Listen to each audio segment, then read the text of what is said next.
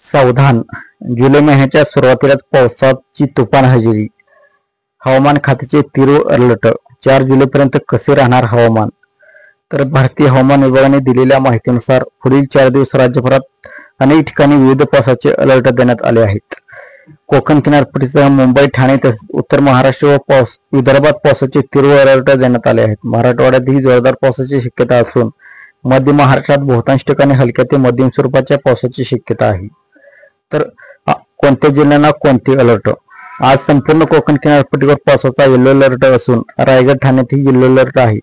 पुणे, सातारा आणि कोल्हापूरच्या घाट परिसरातही जोरदार पावसाचा अलर्ट देण्यात आला आहे.